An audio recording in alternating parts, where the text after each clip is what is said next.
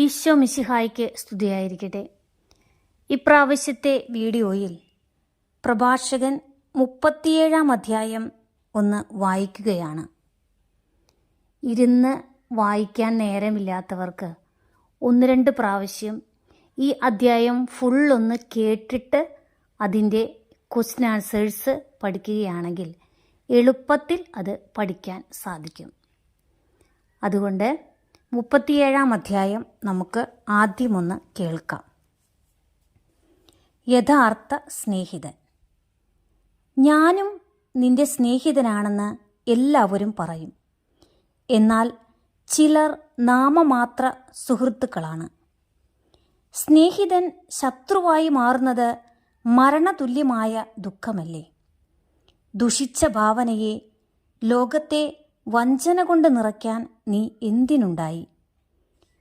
ചില സ്നേഹിതന്മാർ കൂട്ടുകാരൻ്റെ സന്തോഷത്തിൽ ആനന്ദിക്കുന്നു, എന്നാൽ ആപത്ത് വരുമ്പോൾ അവനെതിരായി തിരിയും.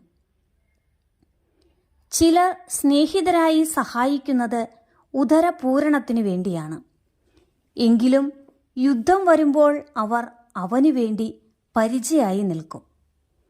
സ്നേഹിതനെ മറക്കരുത്, നിന്റെ ഐശ്വര്യകാലത്ത് അവനെ അവഗണിക്കരുത്. എല്ലാ ഉപദേശകരും മാർഗനിർദ്ദേശം നൽകുന്നു, എന്നാൽ ചിലരുടെ ഉപദേശം സ്വാർത്ഥപരമാണ്. ഉപദേശകനെ സൂക്ഷിച്ചുകൊള്ളുക, ആദ്യം അവൻ്റെ ലക്ഷ്യം ഗ്രഹിക്കണം. അവൻ നിന്നെ ചതിച്ചെന്ന് വരാം. സ്വാർത്ഥ ലാഭമായിരിക്കാം അവൻ്റെ ഉന്നം. നിന്റെ മാർഗം സുരക്ഷിതമാണ് എന്ന് പറഞ്ഞിട്ട് നിനക്കെന്ത് സംഭവിക്കുന്നു എന്ന് കാണാൻ അവൻ മാറി നിൽക്കും. നിന്നെ സംശയിക്കുന്നവനോട് ഉപദേശം ചോദിക്കരുത്. അസൂയാലുവിനോട് നിന്റെ ലക്ഷ്യം വെളിപ്പെടുത്തരുത്.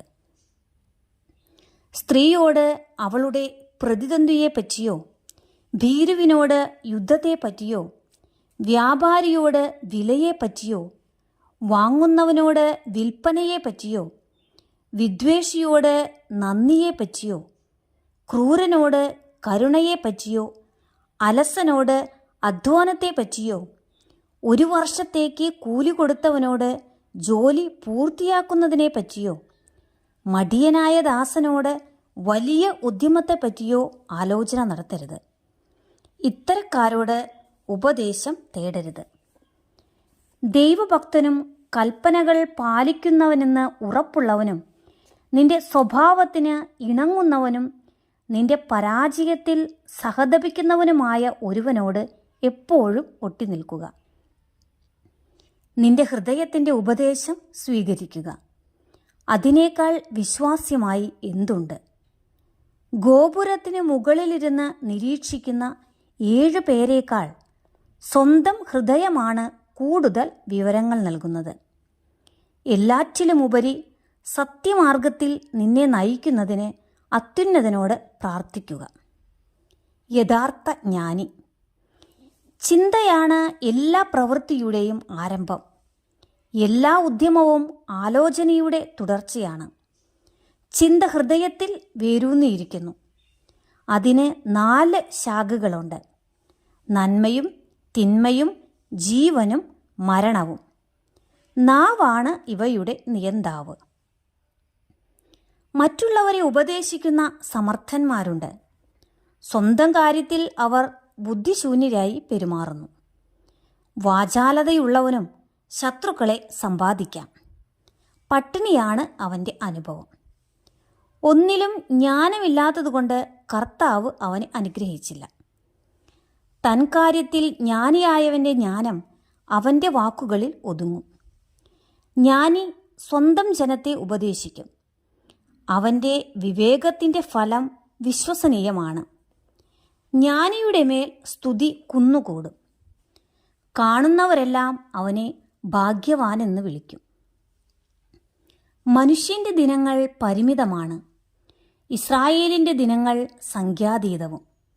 ജ്ഞാനി സ്വജനമധ്യേ ആദരം നേടും, അവൻ്റെ നാമം അനശ്വരമാകും. മകനെ, ജീവിച്ചിരിക്കുമ്പോൾ ആത്മശോധന നടത്തുക, ഹാനികരമായത് ചെയ്യരുത്. എല്ലാവർക്കും എല്ലാം നന്നല്ല. എല്ലാവരും എല്ലാം ആസ്വദിക്കുന്നുമില്ല. ആഡംബരത്തിൽ അതിരു കവിഞ്ഞ അഭിനിവേശം അരുത്. ഭക്ഷണത്തിൽ ആർത്തി കാണിക്കരുത്. അമിതാഹാരം രോഗത്തിന് കാരണമാകുന്നു. അമിതഭോജനം ദഹനക്ഷയമുണ്ടാക്കുന്നു. അമിതഭോജനം അനേകരുടെ മരണത്തിന് ഇടയാക്കിയിട്ടുണ്ട്. അത് നിയന്ത്രിക്കുന്നവന് ദീർഘായുസ്സുണ്ടാകും.